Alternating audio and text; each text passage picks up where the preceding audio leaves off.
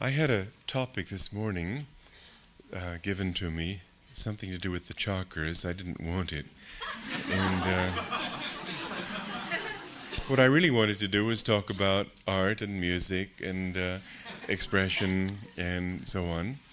And so, as often happens to me in meditation this morning, suddenly there popped into my head the realization that I could do the two. Now, how can you do it? Well, I wouldn't have thought I could, but there it was. It was given to me. I can't claim credit for it. What I remembered was something that Master wrote in the autobiography of a yogi, I believe it was, but anyway, in one of his writings, where he described how man in sleep withdraws back into the spine to be recharged by the dynamos of the centers, the chakras. And that's what gives him his real sense of refreshment in the morning.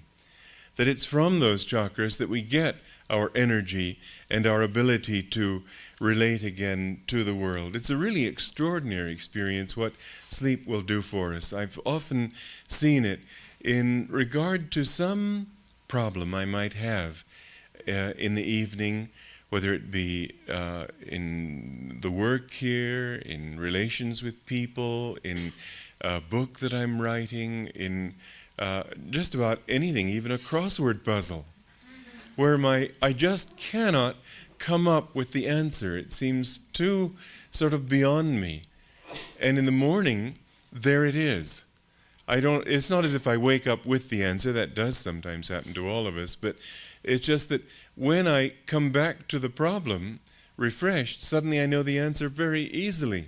Sometimes, yes, it's true that sleep, somehow you dream your answer, or in some other way it's given to you, but I don't mean it on that level. I mean that because of the refreshment of sleep, clarity comes. And it's curious how something that looked so difficult the evening before seems so self-evident the next day. Why? Because the level of energy that you put out draws to yourself the answer. It's a kind of magnetism. It's an illustration that I've often used, and a very valid one. When you introduce electricity into a wire, it generates a magnetic field. And the stronger the flow of the electricity, the stronger the magnetism. Similarly, whenever Master said will directs thought, didn't he? The greater the will, energy, the greater the will, the greater the flow of energy. The thought directs the will directs the energy. And what happens when you've got energy? Electricity, as he described it, is the animal force in the energy kingdom. Electricity is a lower type of the same kind of energy as you're using. And this kind of electricity is on a higher level. The same principle applies, that when you send energy out toward receiving an answer or even opening up opportunities or whatever it might be, that you generate a magnetic field that draws to you those answers. Master said that thoughts are universally, not individually rooted. That when you're on a certain level of consciousness, you have the thoughts that pertain to that level of consciousness. And if you are on a level of consciousness that doesn't please you, or let's say if the thoughts that you have don't please you, change your level of consciousness and you don't have to worry about changing the thoughts. They'll change of their own accord. When you feel blue, when you feel down, then you find yourself seeing all the reasons in the world why everything is wrong and people aren't fair and nobody's good to anybody and everybody's out to get his, and whatever kinds of reasoning you'll follow of a negative type, they're certain to be negative. And you try to get in some positive thought, or let's say, and you've seen this happen, that somebody's feeling really down and you want to sort of feed him some positive thoughts. He resents it. The last thing he wants is to be brought out of that, because to him, in that frame of reference, these positive thoughts that you're suggesting to him are nothing but Pollyanna-ish. They don't seem real. His reality is that level of consciousness and the thoughts that pertain to it.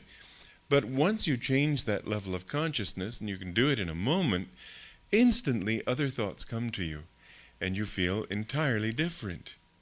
So what you're doing is tuning into a level of consciousness where those thoughts exist. And what you're also doing is generating with your own, the degree of strength in the vortex of your kind of thought, you're generating a kind of electricity, a kind of magnetism that draws to you those thoughts. And if your feeling is very strong, then your thoughts also will be very strong. The vibrations attendant to them, upon them, will also be very powerful. Sometimes there are people who can come into your room and sit down and stay for 5 minutes, and you may have been feeling great, but by the time they leave 5 minutes later, it's as if a cloud had descended on the whole room. And there are other people in whose company you have merely to pause momentarily, and suddenly you go away feeling good, feeling blessed. Here again we see the power of magnetism. And so when at night, for example, you have a problem and it just won't come to you, it's because you're not energized enough to you can't put out the energy to create the magnetism to draw the solution. And it's not that you're any more stupid at night than in the morning, it's that you just don't have the energy there to attract. You never will generate those solutions anyway, you'll only attract them. They are universally root. You don't create thoughts, you don't create inspirations, you attract them. And so, when you can go back into the chakras, into the spine, and become recharged at the fountain of your being, then when you come back to the world, you are able to create, you're able to solve problems, you're able to do wonderful, dynamic, uplifting, inspiring things. And it all really does tie together. That we don't get our inspiration really from outside. You go and you listen to a beautiful symphony, or you hear songs that uplift you. And they will uplift you only to the extent that they are able to, if you have a piano and you push the pedal down so that all the dampers are taken off the keys, and then you strike a note on another instrument, you will hear the relative notes on the piano resound sympathetically. And if you didn't have those notes on the piano, there would be no response at all. In teaching, you can never really teach anybody anything. All you can do is put it in such a way that they respond to it. And that's why I think that teaching has to be from the heart. It has to be with sympathy. It has to be you identifying with your listeners and feeling their problems and being able to reach them where they are.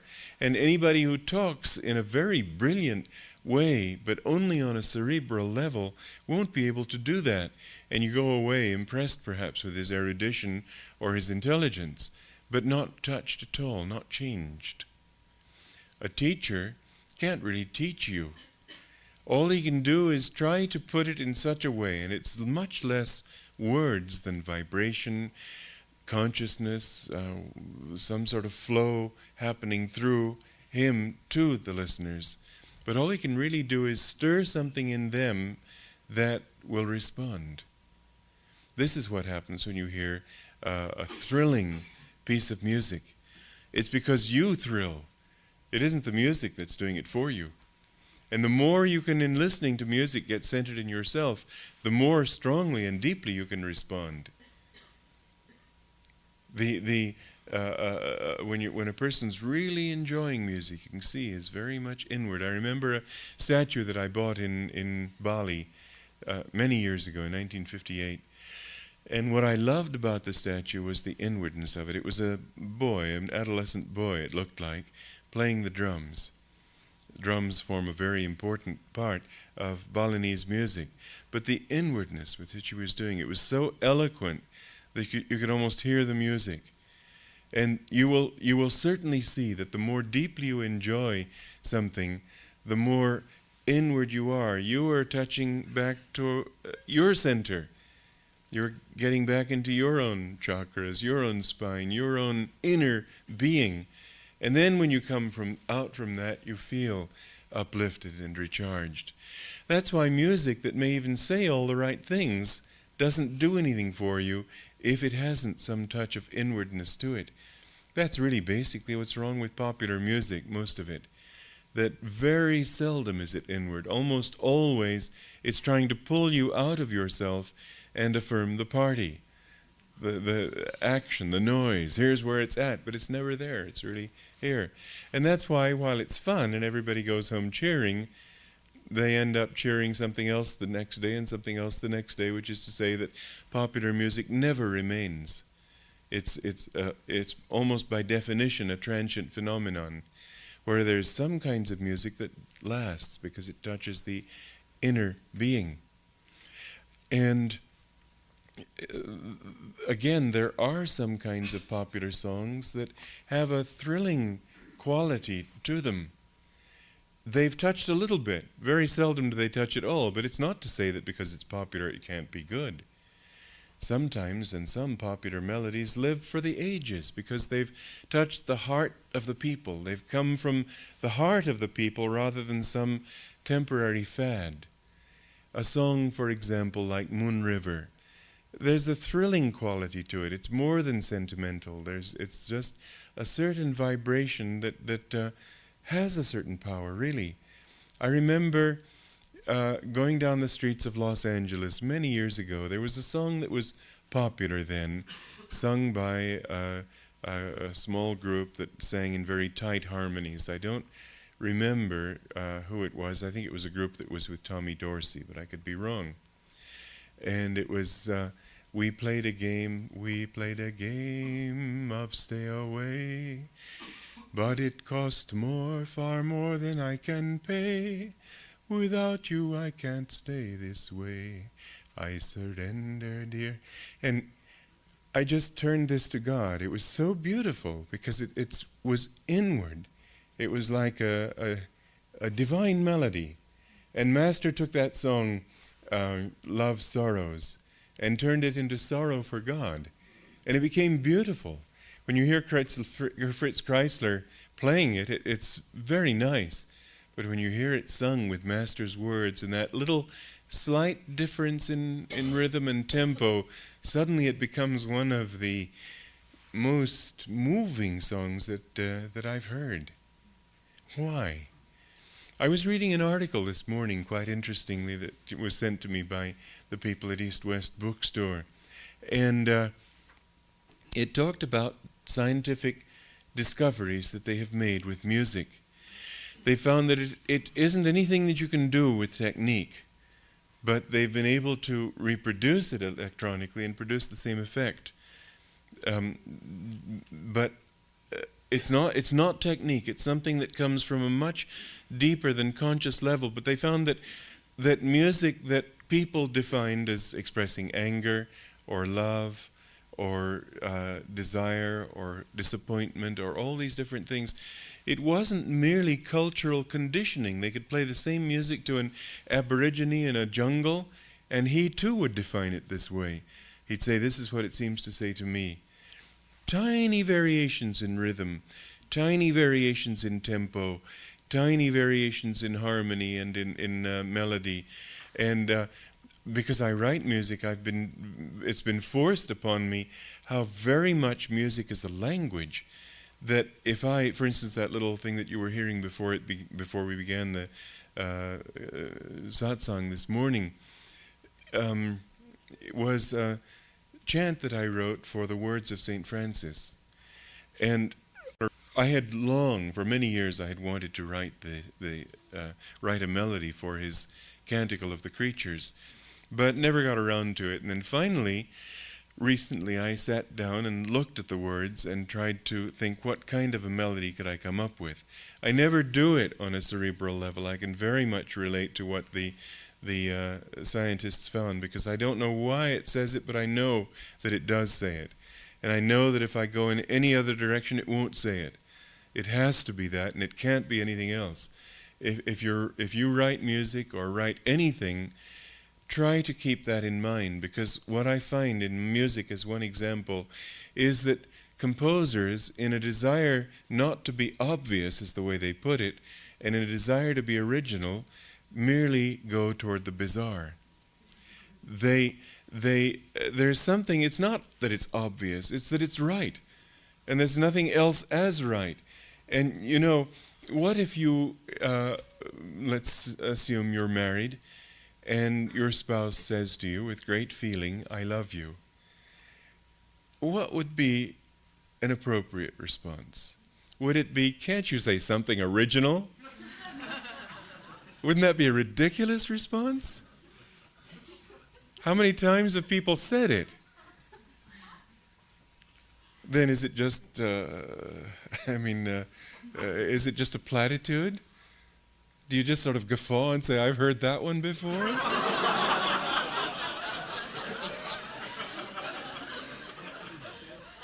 The fact is that when you say anything with meaning, it's as if it had never been said before.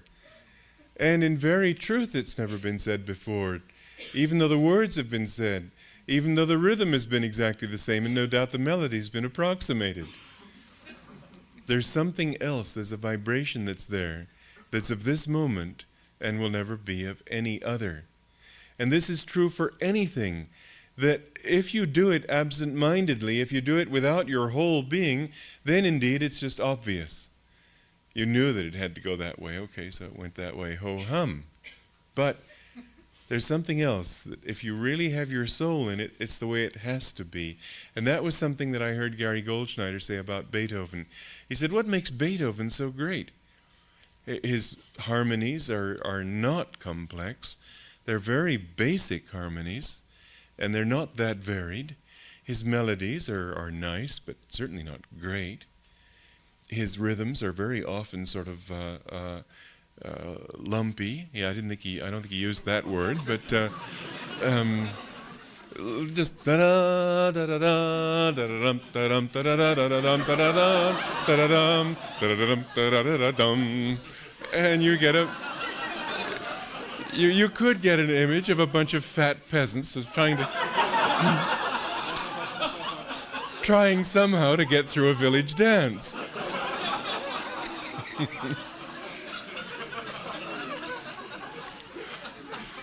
And so, as Gary was saying,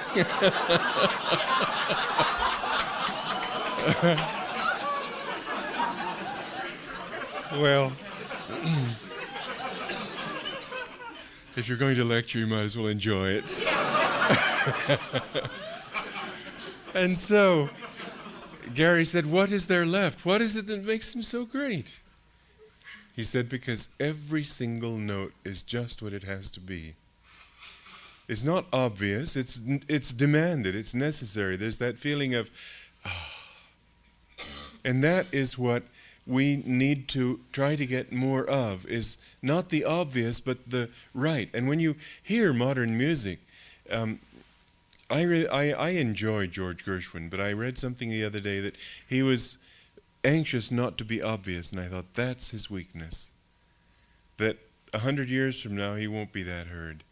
I enjoy him because I've heard enough jazz to enjoy his expression of jazz, and he wrote some wonderful things, but there's always that little something you get in modern composition too often, 3 notes, and then it's as if the composer is thinking, you expect me to go that way, I'll fool you, and he goes the opposite way. And what is it really? It's simply and entirely an expression of ego. And you cannot express inspiration if you're expressing yourself. Let's face it. In fact, none of us is inspiring in himself. We can be inspiring only to the extent that we express something higher than this little ego. If it's your ego, then other people want to muscle in and say, "What about me?" But if it's God, He's also in them. He's in everybody.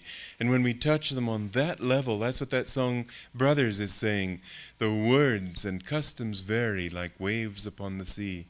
One life beneath the surface joins every man to me. Who knows himself knows all men as brothers. Who knows himself on that level, in other words. And so, music indeed, and all art forms, are expressions of what's there, what's right. They're the universal truth that belongs to whatever level that you're trying to express. And if you can capture that, most music expresses ego in one way or another, but if you can get really great music, you find that there's something else happening. And great composers have very often made that statement themselves, that they, when they were writing, didn't feel it was their music. It was something they heard, something that came through them. And as I was saying when I was talking about the St. Francis chant, I was looking at the words and I thought, my goodness, there's just no way to write a melody about this. Because the words were sometimes 5 syllables to a line, sometimes 25, sometimes a stanza had 2 lines, sometimes 5 lines, and no way that you could write a melody in the way we understand melody. But then I tuned in, and I visualized the scene of him standing, leaning against that tree trunk, and feeling such joy in this song that it could give him the strength to get up off his deathbed and go out there and wait for Sister Claire and the brothers to come bringing him his meal and to tend to him, and to feel such joy that he could get up off his deathbed and go out there and wait for them so that he could share this song with them. And I put myself into that, and then all of a sudden it was right. It just had to come. It had to be that way. And any time I would think of it going one way or another way, it wouldn't. It just wouldn't. And I was very interested later to look at it and see, well, the first notes are just the same as Brother, Sun, Sister, Moon. It's as if he too tuned in and heard the same thing.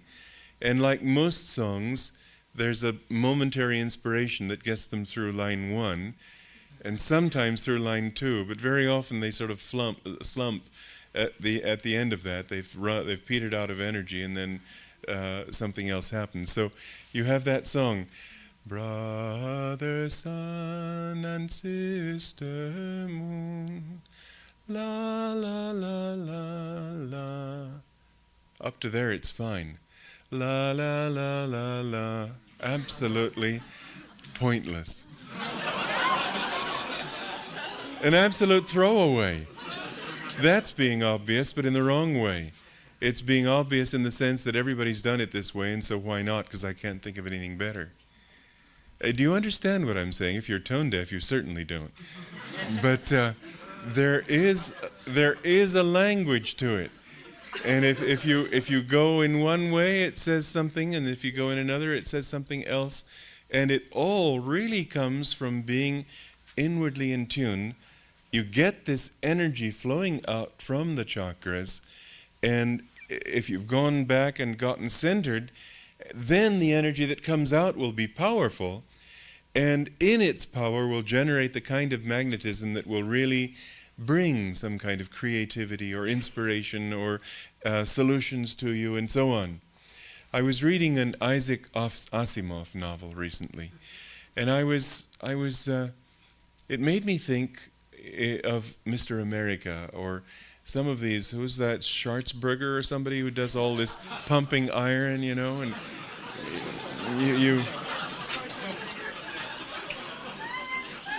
you look at these bulging muscles, and it becomes totally grotesque. I don't know how anybody can like looking like that.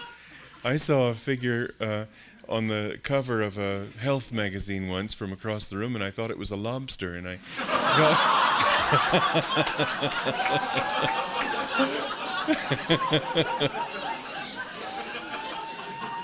I got closer, and I saw it was one of these pumping iron people like this.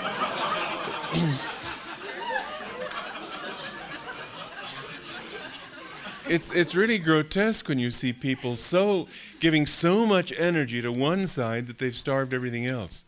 And I thought of that intellectually with Isaac Asimov. It was so clever, so intelligent, and so totally irrelevant to anything. Anybody who's that intelligent cannot be wise. Because wisdom requires a balance. Actually, we want to develop our humanity on whatever level interests us to the point where we can be instruments for something to flow through us. It isn't as if you with a massive brain are able to produce something. It isn't as if you with a huge body can do a great deal more. Actually, you become muscle bound and you become an impediment to that flow. There are people that I've actually seen who are skinny, who are very powerful because they have a sense of attunement with the flow of energy through them. And that kind of power can express itself on many different levels, but it's always our being able to use this body as an instrument for something higher. And if we think that we're doing it, if we think that we're clever enough to be able to solve things just with our intelligence, we have created a gross exaggeration of what God gave us. He gave us intelligence to use in His service, to use as a channel for His wisdom. But if instead we get all tied up with the thought of how very intelligent and very clever we are, then we can certainly solve things on a certain level. But beyond that, it just ceases to happen. Life breaks us on its wheel. This world is just too powerful. Life is too powerful for us to think that we can really call the shots. It may sometimes look as if we're doing it, but we're not. There's something else using us. Not manipulating us, but using us in the sense that we offer ourselves up to it, and then great things can happen. We refuse to offer ourselves up to us, and then less can happen. But the very intelligence we use is really a part of something a great deal bigger than we are. So we need to balance body and mind and heart and so on. I can imagine somebody with this huge heart just sort of frothing with emotion. And in all this sort of seething, untidy mass of feeling, there's no discrimination. There's nothing practical, nothing down to earth. And it's the same kind of grotesqueness.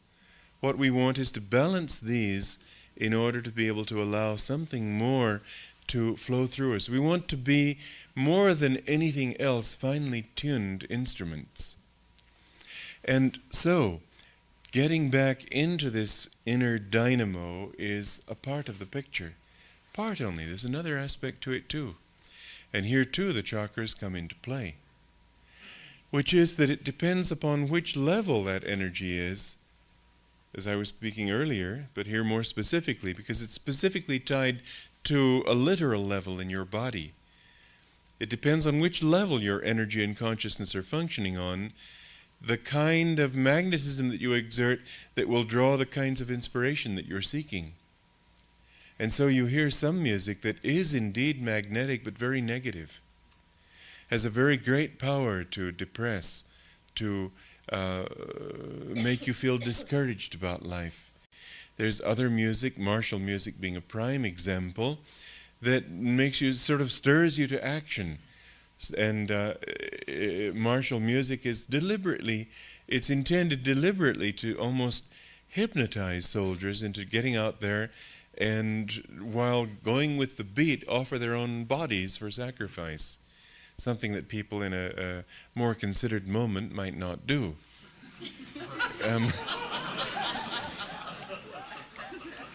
But you know, heroism is a wonderful thing. And anybody who can deliberately offer himself up for a cause, to defend his people, to protect them, to defend the right, this is a noble and generous and divine thing to do. And I don't in any way mean to demean that. What I'm really talking about is the kind of hypnosis that most have to be lulled into to be able to get them to go out there. And those who get through it all wake up and wonder whatever happened. But the kind of music, if you will listen to great pieces of music, you'll find that whereas a popular song may have its magnetism, it's touching you on a lower level and in lower chakras. Really great music. You listen to Bach's St. Matthew Passion, for example, and you know he had to be inspired to write it, because nobody can say, well, these notes produce inspiration, okay, so I'll do it that way. You know it can't be that way, and indeed it isn't. And indeed even this scientific investigation proved that it wasn't, that it never is, that there's something you can't do deliberately just by technique. But there is nevertheless something that happens, and yogis would know what it is. They get into the spine, they lift the energy up to a level that they want to touch people on, and then they offer this particular level of energy and consciousness up into the flow of melody. It's almost that simple. I know that it's not easy, but it is simple. And it becomes easy when you understand that simplicity. That you get into that flow, attune yourself to what you're trying to make happen, and then ask it to express itself musically, and it simply comes. And you wonder, well, gee, how did that happen? But it happened for you. You didn't have to do it. All you had to do was get in tune with it, and then there it was. So when we think about music and the chakras, we see two things important, equally important in a way. One is that the music takes you back into yourself and to that particular level of reaction that is appropriate to that music. That's why I am not merely displeased and offended personally by rock music. I militantly say, don't listen to it, because it's not a matter of taste. It's a matter of actual influence, that this kind of music exerts a powerful influence on negative aspects of our consciousness. And whether you like it or not, that just is the truth. It stirs in a negative way, in a downward pulling way. It may indeed make you feel energized and feel good in certain ways, but the net result is that it's destructive. And it's bringing you onto a level of the chakric flow, if I can use such an adjective or expression, that is not, most certainly for anybody who's interested in somehow unfolding himself spiritually or as a whole human being, not wholesome. The beat is wrong. It's too heavy. It's too egotistical. It's too violent. It's too imposing yourself on other people and so on. And indeed, the kind of music that you listen to exerts a powerful influence on what you become as a person. If you can listen to music that thrills you, and there is such music, then you will find that in some way you're changing just by its influence. This is why chanting is so important. This is why religious music is so important. But you know, religious music is one thing, but spiritual music may be worldly and yet very spiritual. How many of you have told me how you've thrilled to that song that I've played at Christmas time at the meditation of, it's a folk song from the Auvergne. And it's just a love song, and I don't mean to say just a love song, but you know what I mean. It's not a song of devotion to God, it's a song of love for another human being. And yet, it's so thrilling, and it touches you so deeply. I can listen to it again and again and be moved by it. And I know many of you have said the same. That's spiritual music, even if its message seems to be something else. Spirituality is sometimes expressed in very different ways from what you might expect. Shakespeare, for example, is not by any means overtly a devotee. And yet, somehow, his influence is very spiritual. It opens up your heart in sympathy to everybody. It makes you appreciate people where they are. It makes you respect humanity. It makes you enjoy with energy and delight. There's so many things about Shakespeare that are really spiritual. Although if you had told him so, he might have laughed. But it was so all the same. Somebody asked Yogananda if he had any realization, and Yogananda said he had some. He indeed had to have some, even if he didn't define it as something spiritual. But he was coming from higher chakras, and that's what gave him his real power, the power to touch people. Again, the higher the level of the chakric influence, the more universal it is. It's as if you have a river that's branching out into more and more sub-tributaries as it gets into the plain and moves out toward the ocean, the delta basin. But back a little bit higher, it's all a single stream. And so also here, in the upper chakras, there's more one stream. That's why in the Bhagavad Gita we find that the Pandavas are only 5, but the Kauravas are 100. The good guys, the people with the white helmets, are are few in number.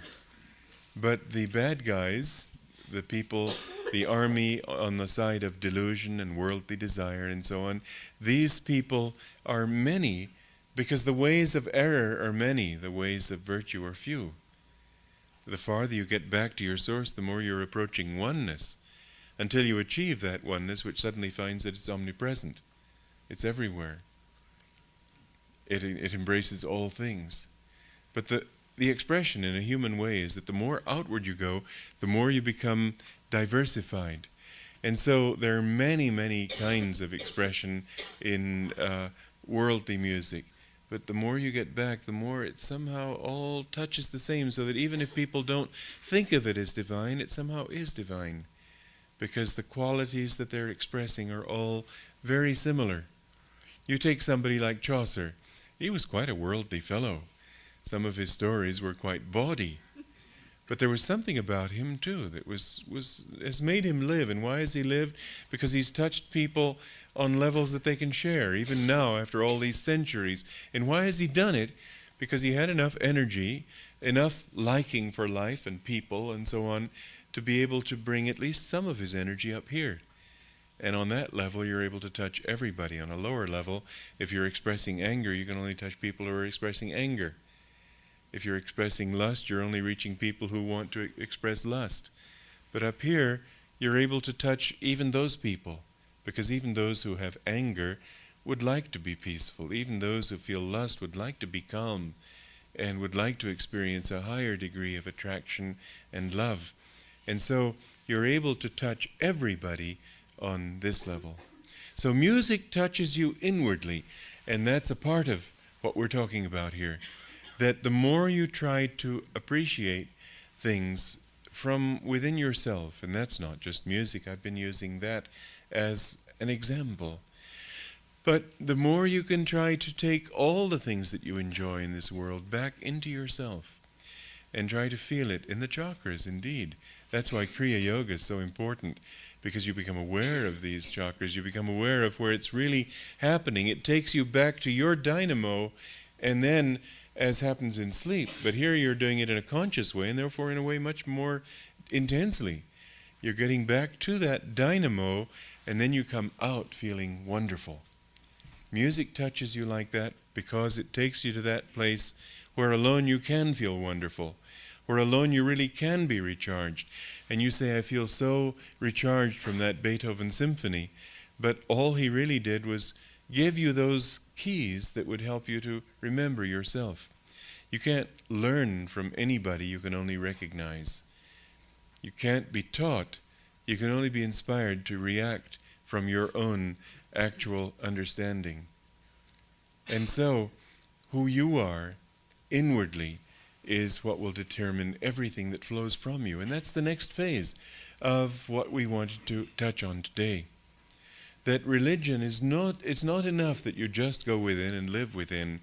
It must be expressed in your life. It's a very wholesome thing because it affirms who you really are to express it. To feel kindness but never express it is not really to be sure even in yourself that you have achieved it. People can say they feel such peace inwardly, and yet the test comes when somebody insults them or something and they fly all to pieces, and then they may know that here's something they still have to learn. So we need people. We need the experiences of life, and we need the opportunity to express ourselves in whatever we're trying to do. And thus, whatever you do, whether it be in work or in play or in human associations, it would be a wholesome thing to try always to express who you really are. That is to say, not your personality. Somebody wants to say, I want to be me, I want to express what I am, but expresses it just on a level of personality won't be able to express who he really is, because almost the entirety of that personality is something borrowed, something gained by influence from others, in most cases. If indeed he has worked from inside, then even the personality will begin to express what is inside. But the principle here is that the more you can get into your inner self and learn to live in the chakras, learn to live in the center of your being, and then consciously come out from that using, as Master said, I will reason, I will, I will act, but guide thou my reason, will, and activity to the right path in everything. In other words, we have to put the energy out, but then think my own but God-given talent, my own but God-given energy. You can't sit there passively and say, well, God, give me a symphony or a song, and afterwards, if it doesn't come, you say, well, he decided he wouldn't give it to me, because the decision is yours. You have to put out the willpower. You have to put out the invitation. And you know how sometimes people word invitations in such a way that you just have to go. And other times they word it in such a way as if you wouldn't be seen dead there. And so you have to invite God in that way. You have to invite that inspiration. One of the things is, well, what if somebody, and I've seen this happen to me, I'm sure it's happened to you. You go into a shop and somebody offers you something, and you say, no, I can't really, I can't afford it, and it doesn't interest me. Then somebody who really knows how to sell sees you as a possible mark, or if he really knows how to sell, he doesn't think of you as a possible mark at all. He feels, I believe in this thing, and this person hasn't understood. And so he comes to you with a real determination that you understand how great this is. And pretty soon you find you just have to buy it. Isn't it so? I bought a whole set of Encyclopedia Americana, which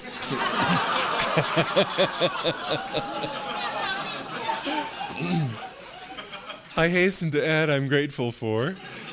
But at the moment I couldn't dream of paying that much. It was $450 back in 1967. When I was doing my best to raise the funds to get Ananda started.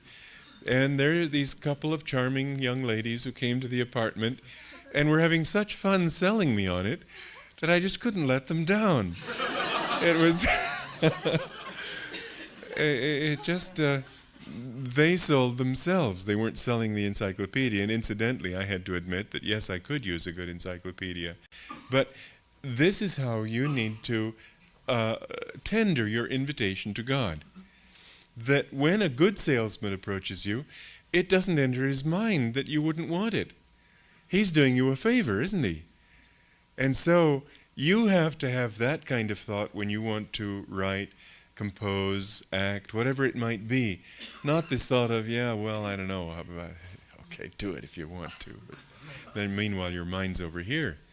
You have to be so absolutely convinced that there's a song there coming that you say, this is what it is. And suddenly there it is. Whereas if you sit passively, it isn't. There has to be that kind of confidence and faith that makes you step off the diving board absolutely sure there's bound to be water. I remember we had a...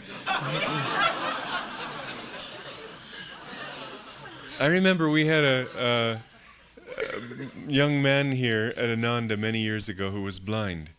He couldn't see anything but sort of a vague gray image around. And I had finally to ask him to leave because he was pushing drugs. But he was a wonderful man.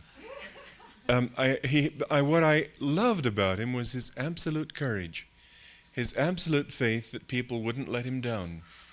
For example, we went down to a pool, a stream, and I myself wouldn't have dared dive without being awfully sure by testing the water myself. But he asked somebody to lead him by the hand up to a high point, and it was pretty high. And he said, is it safe down there? Is there anybody down there? Okay, and he dived. That kind of faith in his destiny, in other people, in their goodness, and something... People like that can't lose. They're bound to win in the end, even if they do wrong things. But This quality is admirable and beautiful and absolutely necessary. That if you want to really do something, you've got to have the faith that it can happen. And it's only when you put out that kind of faith that the law really does respond, it cooperates. And so, if you want, we're talking about music, if you want to write a particular song, then you get into that flow and you know that it's going to come, you're just being an instrument for it. And remember, the greater the will, the greater the flow of energy. The greater the flow of energy, the greater the magnetism. And there will not be a flow of energy if you say, yeah, I'd like to, but. That but paralyzes you. You're putting out as much energy to stop yourself as you are to start yourself.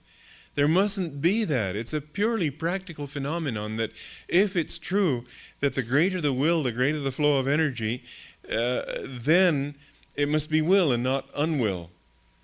Not diswill. It's got to be all will. And so you say, I know it's there. I know it's there. And I've seen this happen again and again, that if I want to write something, let's say, I should say, and I want to, or like P.G. Woodhouse, you know, don't you know? And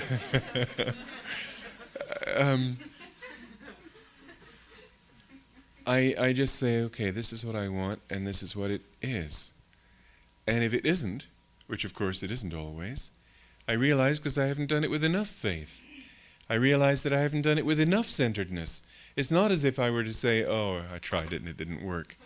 Master said, if I find not, I will not blame thy sea. I will find fault with my diving.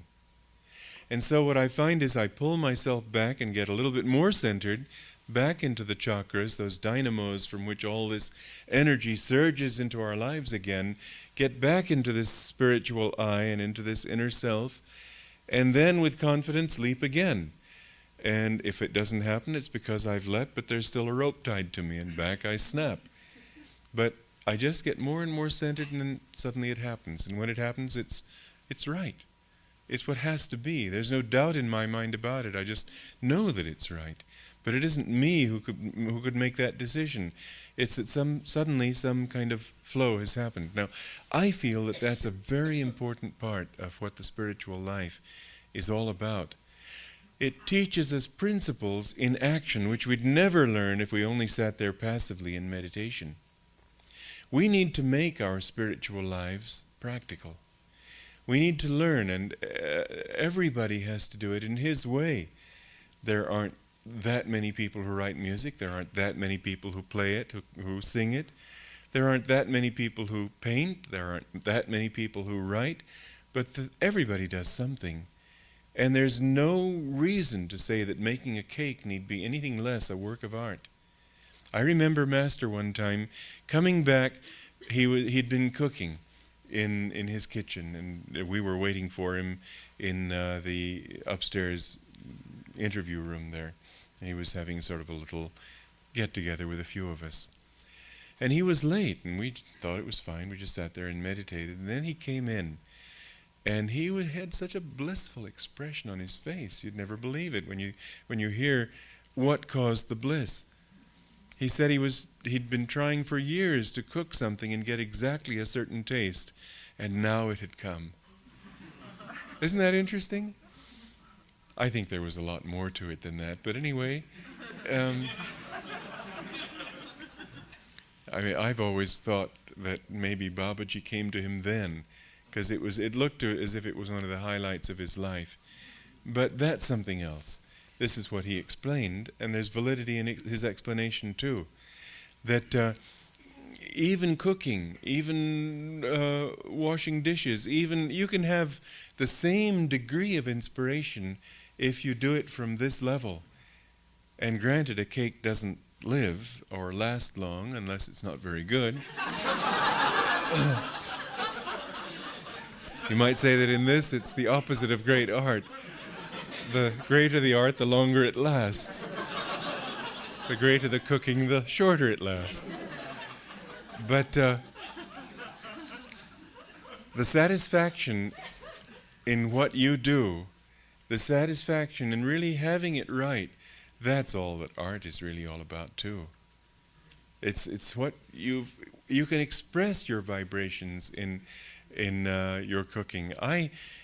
Rosanna was saying yesterday about, or the day before, whenever, about Karin's cooking, that no matter what she cooks, it's good. And it's true, because it's got some wonderful vibration in it. It's her vibrations that I think she consciously puts into it. She doesn't want to use machines to cut things up. She does it all by hand, and there's something there. I don't mean to flatter her, but I've soaked her in this kind of statement long enough anyway that she's probably immune. But the truth is that when you put yourself into anything that you do, dress designing, colors, it just somehow you can feel the paintings in my house. You've all seen them now. There is something to them. Why? I mean, everybody can use yellow and green and blue and so on. Anybody can paint a coastline with a little bit of experience and technique. What makes one so good and another one not so good? You look at the two side by side, a not so good and his, and you see that there's vitality there. And how is there vitality there? Because he feels it himself. You can't put vitality out that you don't have. A stupid person can never really effectively pretend to be intelligent, because he hasn't that level of consciousness. So you have to have that level and express it in anything that you do, and you'll find that in some way it will express it. In the way that you walk, in the way that you smile, in the way that you talk with people, in the way that you anything that you do. There are some people who do the most trivial things, and yet they are artists. This is more important than any specific thing that you can do. I've known some people who never did anything that the world would call important, that I don't say I would, I do say were great people. What they did may have been totally insignificant in a social sense, but very significant in a divine sense. And I think that somebody who can give joy in that way is more pleasing to God than a great painter, a great artist, a great politician who doesn't touch people on that level. And so one of the things that we're dedicated to doing here at Ananda is exploring the different ways that we can express it. Not that these ways need exploring so much as that we can help people in those different fields to understand how they too can express from inside outside. It's a very important teaching in an age when people think that if you can just get the technique, the technology together, everything will be exactly right. And it just isn't so. It isn't so in music, as these scientific investigators have demonstrated. It isn't so on any level at all. You read a book on how to do it, don't overlook the reality that that book won't really give you the art of how to do it. That's something that has to come from inside yourself. The same thing with Kriya, as I was saying last night. You've got to have that inner art of it. And if we, in our different expressions of Ananda, complex as it is, can prove that single point, I think we'll have done one of the greatest things that we are able to do. It's something anybody can do, but we're living in an age when nobody even dreams of it. It's an age of blasphemy. It's an age of trivia. It's an age of people seeking in every place but the right one for these answers, which are the only answers anybody could possibly really want. Because everybody really wants a heightened awareness, a more joyful awareness, to know how he can get strength and encouragement and energy at will, how to live more in harmony, how to live more in love and joy. All of these things are expressed not from outside in, as the world tells us, but always from inside out. Thank you all.